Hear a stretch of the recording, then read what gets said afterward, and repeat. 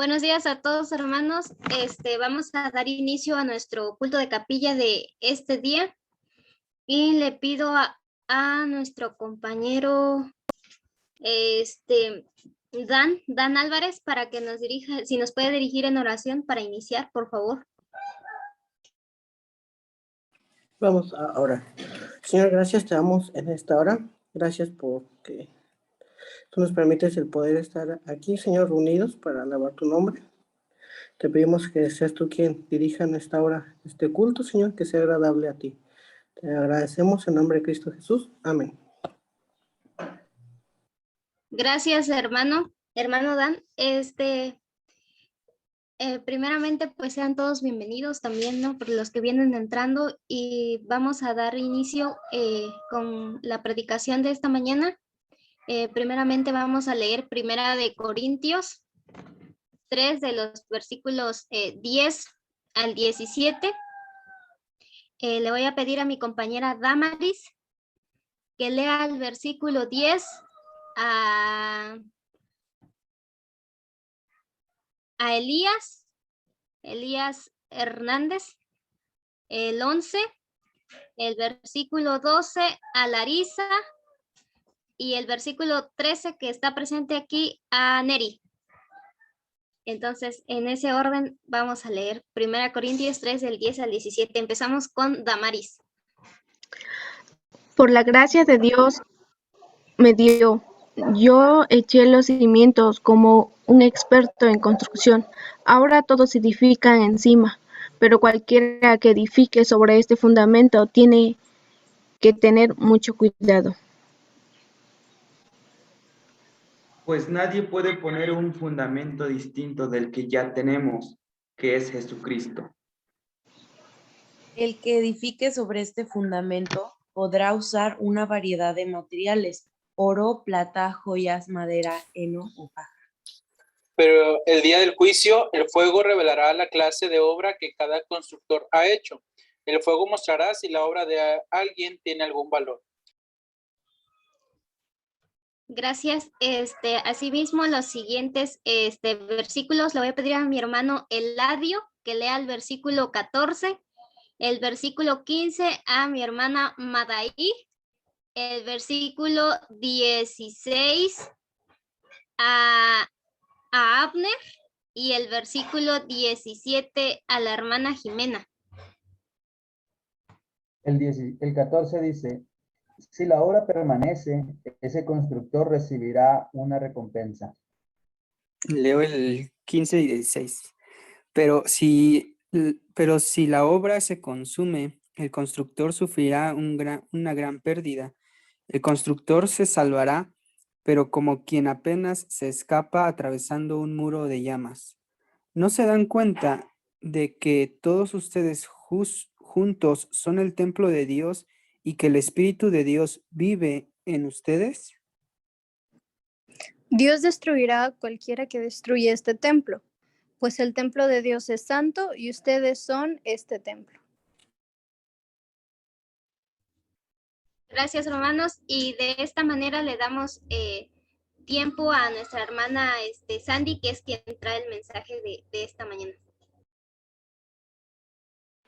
Gracias, Rosita. Muy buenos días, hermanos. ¿Cómo están? Ojalá que estén bien. Vamos a hacer una oración para iniciar esta predicación. Padre, Señor, gracias, Padre, por esta mañana, Señor. Gracias por mis hermanos que se están conectando y los que faltan por conectarse, Padre. Señor, bendícelos, bendice esta predicación, que seas tú, Señor, el que habla a través de mí para que pueda, Señor, estar en tu palabra y que podamos ser bendecidos con ella. Te lo pido en el nombre de Jesús. Amén.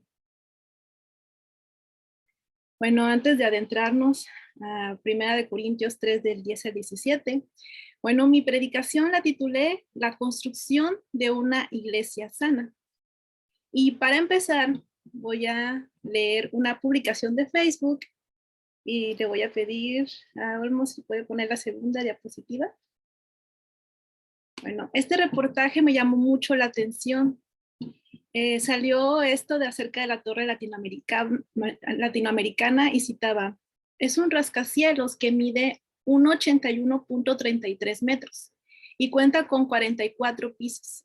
Desde su construcción hasta 1972 fue el edificio más alto del mundo fuera de Estados Unidos. El subsuelo de la Ciudad de México era fangoso, con consistencia esponjosa, y además se trataba de una zona sísmica. Es por eso que para la cimentación, y vamos a la otra diapositiva, la número 3, se hincaron 361 pilotes, bueno, ahí indiqué dónde están los pilotes, de concreto, de punta a 34 metros de profundidad, para soportar un peso total de 25,000 toneladas de edificio. Se construyó una estructura rígida de acero, la cual dio pie a 3 sótanos. Esta publicación tiene como título Honor a quien honor merece. La torre latinoamericana se construyó entre 1948 y 1956. El diseño lo realizó el arquitecto Augusto Álvarez y su edificación fue llevada a cabo por un grupo de profesionales, entre los quienes destacaban el ingeniero Leonardo Sebaert, experto en mecánica de suelos. Leonardo Sebaert, veracruzano egresado de la UNAM de 34 años, al iniciar los trabajos diseñó un sistema de cimentación acorde a las características del subsuelo de la Ciudad de México y su riesgo sísmico, el cual sentó un precedente en el orbe y dio pie a la construcción de rascacielos en zonas de movimiento telúrico en otros países.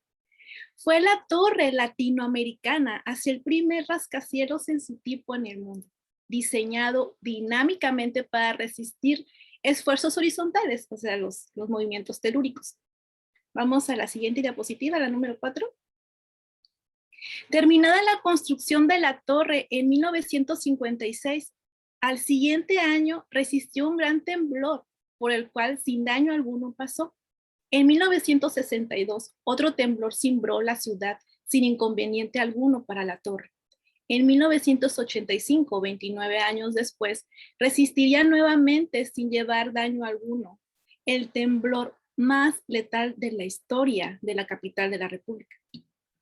El ingeniero Sebaert, a sus 70 años, observó con orgullo cómo en medio de la masacrada ciudad, el gran edificio que él cimentó salía sin rasguño alguno de la catástrofe. Y cita así al final de la publicación: hágase honor a la memoria del ingeniero Sebaert. Falleció en el año 2010 a los 95 años. Bueno, vemos cómo un suelo fangoso salió a flote este gran e imponente edificio de los movimientos telúricos de la Ciudad de México. Y todo por sus buenos cimientos. Pero aquí también dice que el ingeniero Sebaert se llevó el reconocimiento, ya que diseñó ese sistema de cimentación. En la primera carta a los Corintios, Pablo en el capítulo 3 nos habla de quién es el cimiento más fuerte y sólido, al que le tenemos que dar ese honor. Como dice el título de esta publicación de Facebook, honor a quien honor merece. Entonces pongámoslo así. No a Pablo, no a Cefas, ni a Apolos, sino a Cristo.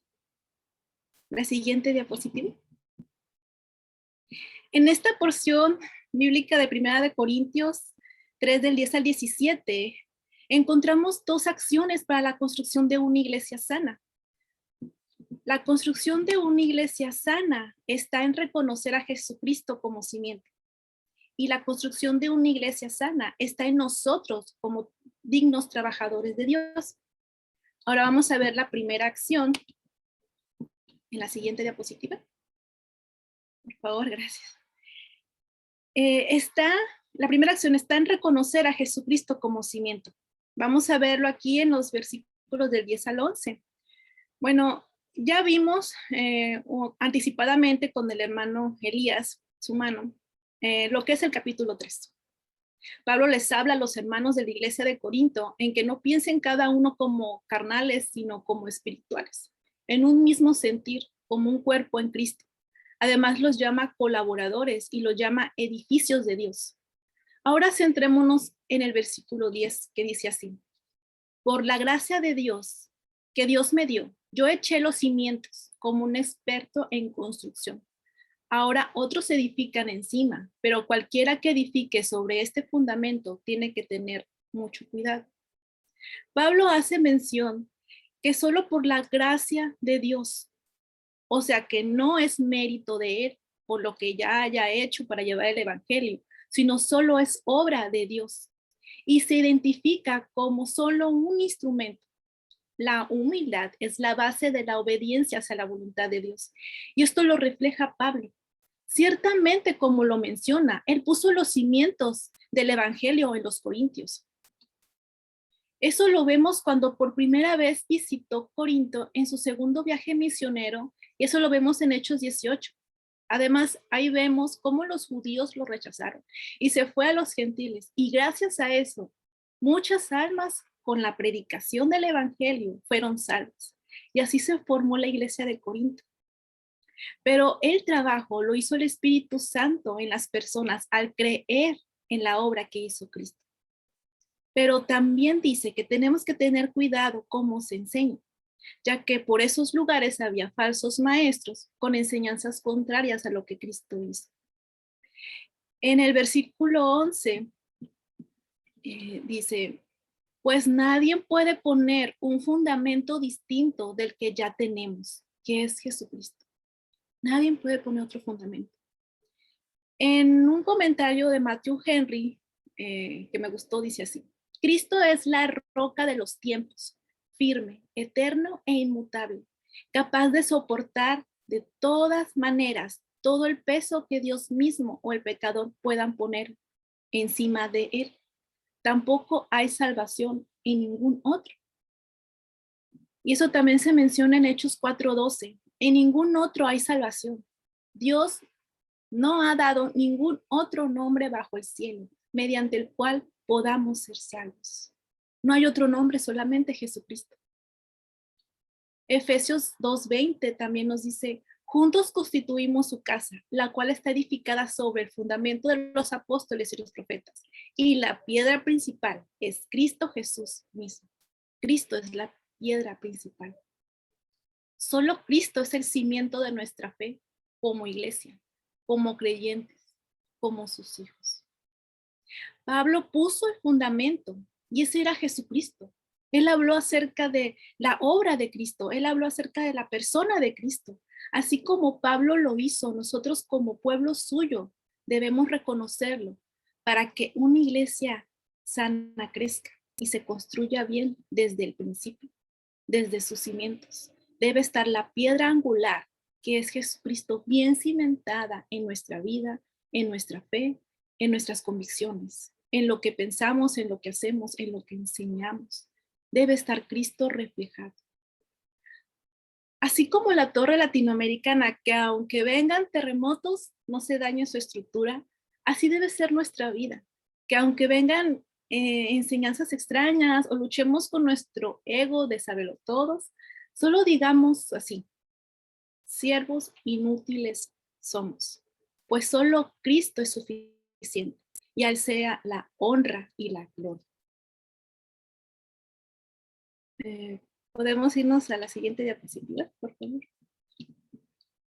Si ciertamente nuestra base es Jesucristo, en los siguientes versículos nos recalca nuestra responsabilidad como pueblo de Dios para la obra que Él nos encomendó. Así que la segunda acción está en nosotros como dignos trabajadores de Dios. La construcción de una iglesia sana está en nosotros. Está en nosotros realizar correctamente nuestra responsabilidad. Está en nosotros que lo que enseñemos permanezca hasta el final. Está en nosotros hacerlo para edificar a otros creyentes. Eso lo vamos a ver en los versículos del 12 al 17.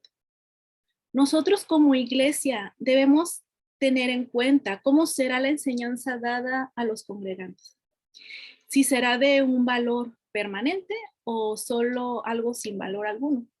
Podemos engañarnos a nosotros mismos, pero a Dios no se puede engañar. Nuestra labor es que el pueblo de Dios sea edificado y que glorifique a Dios. Por ello, está en nosotros realizar correctamente nuestra responsabilidad. En los versículos de 12 al 13, dice así: el que edifique sobre este fundamento podrá usar una variedad de materiales: oro, plata, joyas, madera, heno o paja. Pero el día del juicio, el fuego revelará la clase de obra que cada constructor ha hecho. El fuego mostrará si la obra de alguien tiene algún valor. Les pregunto, ¿cómo creen ustedes que cuando se hiciera la construcción de la torre latinoamericana en sus cimientos, no hubieran utilizado el concreto sino otro material más barato? Si no hubieran aprovechado el agua freática del subsuelo, o no le hubieran puesto arcilla, o no hubieran utilizado menos pilotes. Creo que en el primer sismo ya se hubiera derrumbado, o tendría grietas y sería un edificio inutilizable. Pero no fue así. El ingeniero sabía lo que hacía. Por eso obtuvo los materiales adecuados que fueron resistentes, además que cumplieran su función para la oscilación del edificio, para cuando hubiera estos movimientos telúricos. Vamos a ir a la diapositiva número 8, la siguiente. Gracias. Así nosotros tenemos que tener cuidado cómo enseñamos a los hermanos de la fe, para que como el edificio sean resistentes a cualquier mala enseñanza que no sea correcta a la palabra de Dios. No a las enseñanzas de personas o a principios o a tradiciones, sino lo que hizo Cristo. ¿Para qué lo hizo? Y sus motivos. Todo eso no debe de quedar duda. Podemos dar enseñanzas de gran valor, como lo representa el oro, la plata y las joyas. En este caso puede ser sana doctrina, buen comportamiento, pensamientos puros, o en enseñanzas sin valor, como la madera, el heno, la paja, que puede ser enseñanzas sin Cristo o solo emociones, pensamientos filosóficos de moda, mal testimonio. Vamos a centrarnos en esa diapositiva. Vemos a 2 edificios, uno con cimientos de Cristo, ¿verdad? Y ahí viene el oro, la plata y las joyas. ¿Esto qué quiere decir? Enseñanza sana y sólida. Y un buen testimonio. Cristo tenía un buen testimonio.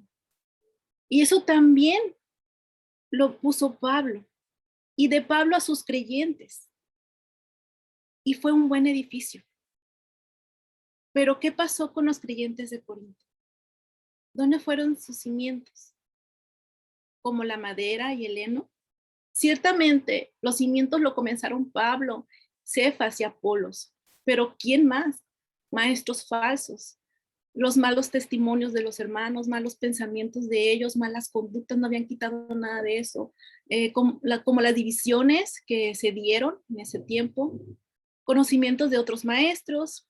Entonces todo esto lo tenían los creyentes de Corinto. Y ellos fueron y enseñaron a los otros creyentes. Entonces, ¿cuál fue el resultado? Creyentes inmaduros, insensibles a los demás, orgullosos, receptores de doctrinas erróneas. Pero todo eso lo ve Dios y será revelado en el día del juicio. Esto bien podía aplicarse a cada cristiano, pero el enfoque es a aquellos que tienen la responsabilidad de enseñar.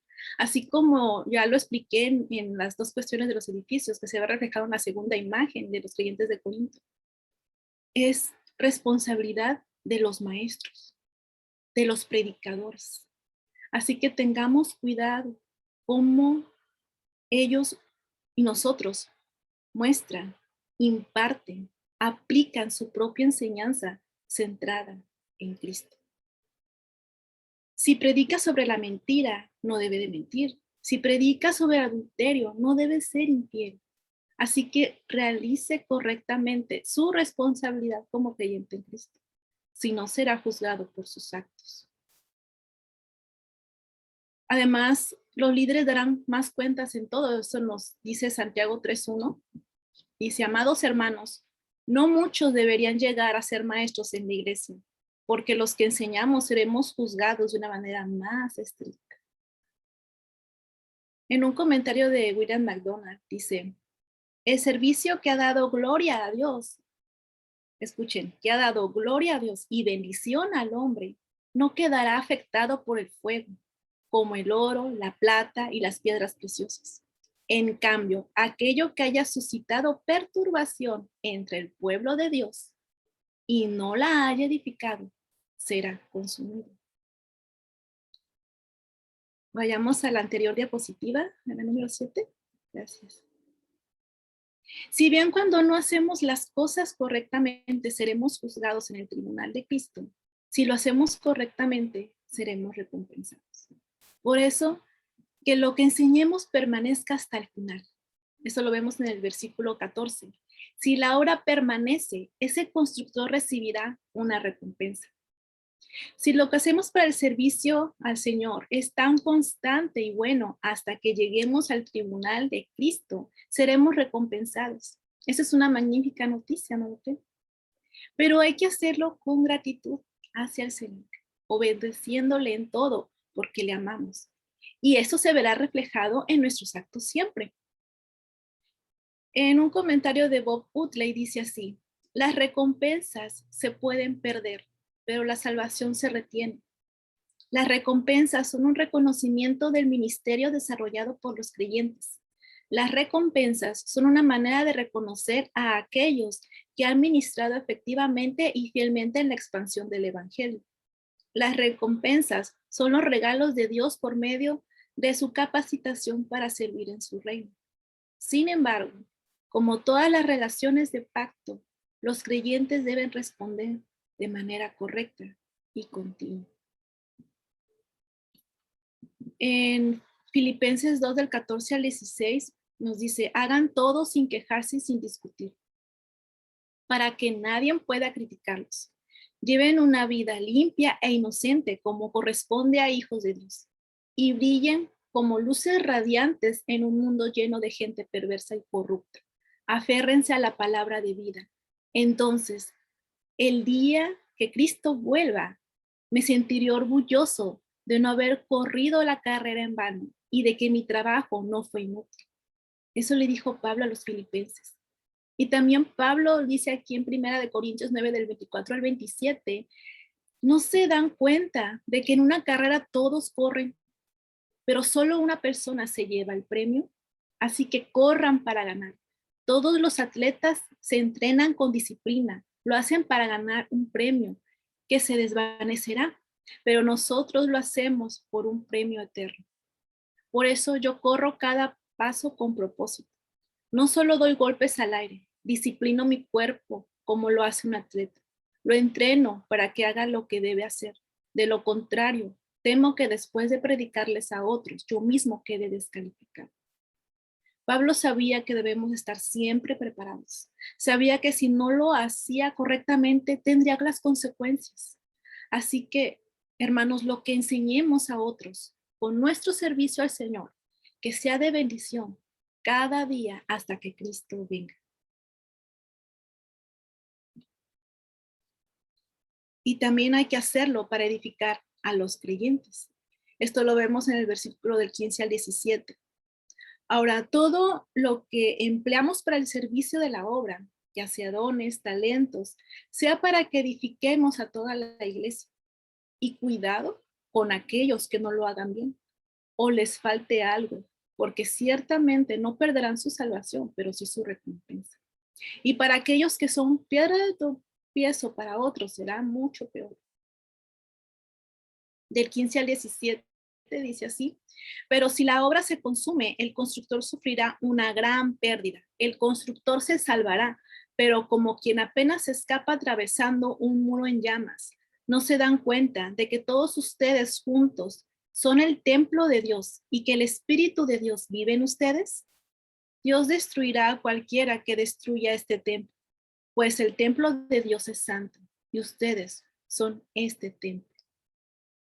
Seremos probados, hermanos, por nuestro servicio, si fue útil, si fue inútil, o si fue útil y sin frutos, o porque solo quisimos vivir para nosotros. Y aunque la salvación no se pierde, pues es algo que nosotros obtenemos por gracia de Dios, pero y nuestra entrega total al Señor. Seremos inmaduros toda nuestra vida, sin crecer espiritualmente. Por ello, Pablo les dice, y así lo parafraseo yo, ¿no se dan cuenta que ahora son un edificio viviente en donde mora el Espíritu de Dios? Ya no es una estructura sagrada, ya es un cuerpo sagrado. O sea, el grupo de creyentes, la iglesia, aquellos que somos escogidos, apartados para Él. Por lo tanto, tenemos un llamado que realizar. Somos llamados para edificar a otros. En Efesios 4 del 11 al 12 dice así: ahora bien, Cristo dio los siguientes dones a la iglesia: los apóstoles, los profetas, los evangelistas y los pastores y maestros. Ellos tienen la responsabilidad de preparar al pueblo de Dios para que se lleve a cabo la obra de Dios y edifique a la iglesia, es decir, el cuerpo de Cristo. También en Efesios 4:16 nos dice: el que hace que todo el cuerpo encaje perfectamente y cada parte, al cumplir con su función específica, ayuda a los demás que se desarrollen. Y entonces todo el cuerpo crece y está sano y lleno de amor. En este capítulo 4 de Efesios, Pablo nos habla de la unidad del cuerpo, la unidad de la iglesia. Pero si alguno destruye ese amor, esa unión, entonces dice Pablo, lo destruirá. En el comentario de Bob Utley dice que aquí no se especifica en qué contexto está la palabra destruir, pero que puede significar tanto aniquilación física como también amonestación para disciplinar. Pero cualquiera de las dos son amonestaciones de Dios por no hacer las cosas correctamente. En Corinto había falsos maestros que no eran creyentes verdaderos de Cristo y daban doctrinas impías que corrompían las enseñanzas dentro de la iglesia. Por lo que los creyentes no deben contaminarse. Bueno, se supone, ¿verdad?, que son puros y apartados y santos para Dios. Pero pues se contaminaron.